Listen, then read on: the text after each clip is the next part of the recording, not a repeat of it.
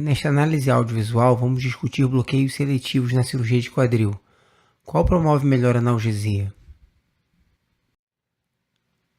O artigo que vamos discutir foi publicado no Anesthesiology Clinics em 2018 e é uma atualização da analgesia regional seletiva em pacientes submetidos à cirurgia de quadril.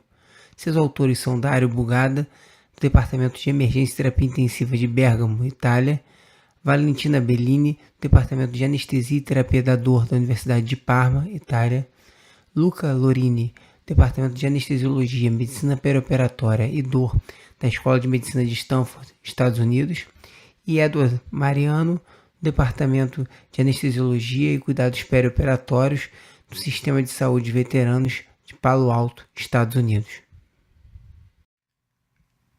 A cirurgia de quadril é realizada na displasia congênita de quadril na população pediátrica.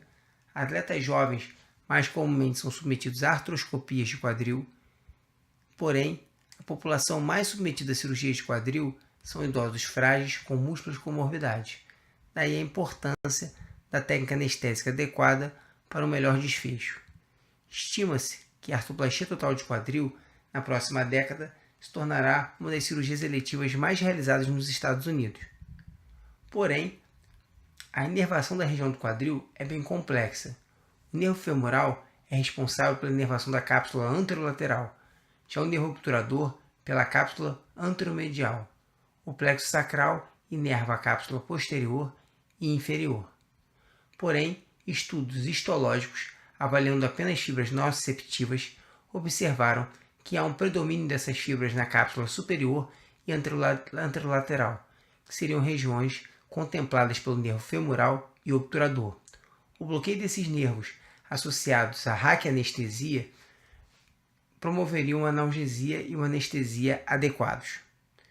Porém, se você não for submeter o paciente à raquianestesia, é necessário contemplar com bloqueio do nervo cutâneo lateral da coxa, que corresponde ao local da incisão cirúrgica.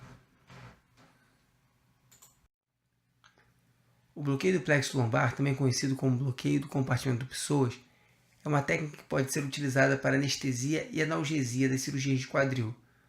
O nervo femoral inerva a cápsula anterolateral, o nervo obturador a cápsula anteromedial e o nervo cutâneo lateral da coxa, local da incisão cirúrgica. Todos esses nervos passam junto ao músculo psoas. Ele é considerado um bloqueio profundo, em que pode ocorrer redução da resolução da imagem do ultrassom, dificuldade de visualização da ponta da agulha. Por isso, há uma recomendação que se nesse bloqueio se utilize combinados o neuroestimulador e o aparelho de ultrassom. Ele pode ser realizado com injeção única ou bloqueio contínuo, ambos com excelente analgesia, redução do consumo de opioides e tempo de internação. Por ser um bloqueio profundo, ele sofre as mesmas restrições no paciente anticoagulado de um bloqueio neuroaxial.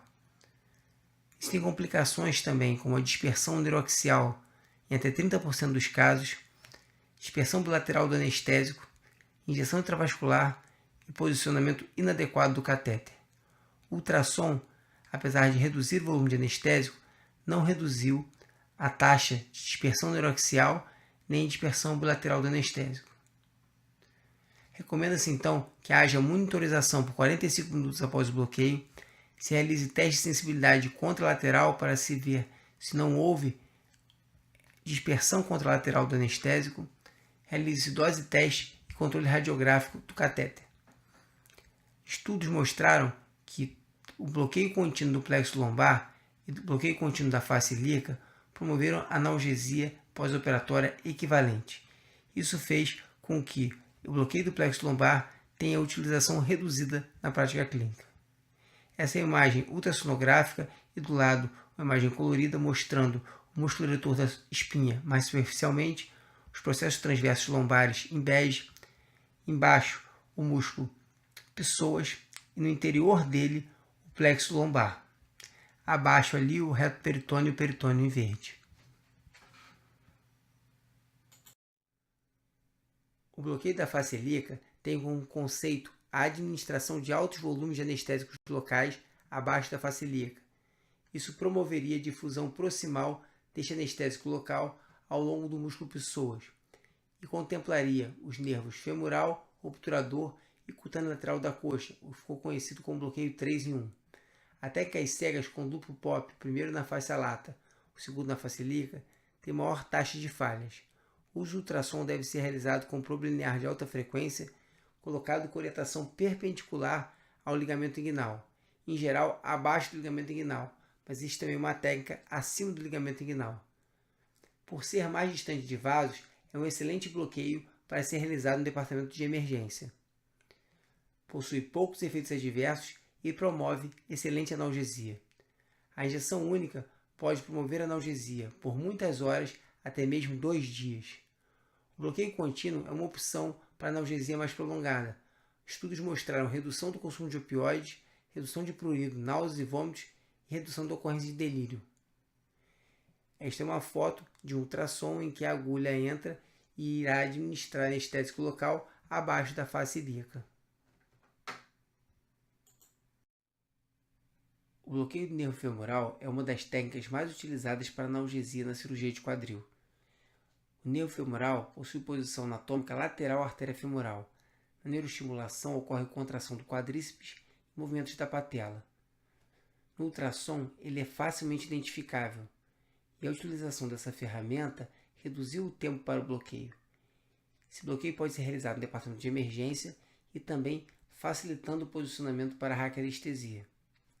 Um estudo comparando injeção única versus placebo na cirurgia de quadril mostrou redução do consumo de opioides, melhora da função pulmonar e alta mais rápida da unidade pós-operatória no grupo submetido à injeção única de anestésico local.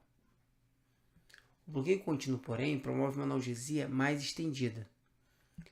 Porém, o bloqueio nervo-femoral, seja único ou seja bloqueio contínuo, pode promover fraqueza no quadríceps, o que prejudica a alta na cirurgia ambulatorial, e está associado a um risco de quedas, mas foram identificados grupos de maior risco, que são os obesos, idosos e pacientes com comorbidades. Pacientes ambulatoriais submetidos a artroscopias, esse bloqueio não é recomendado.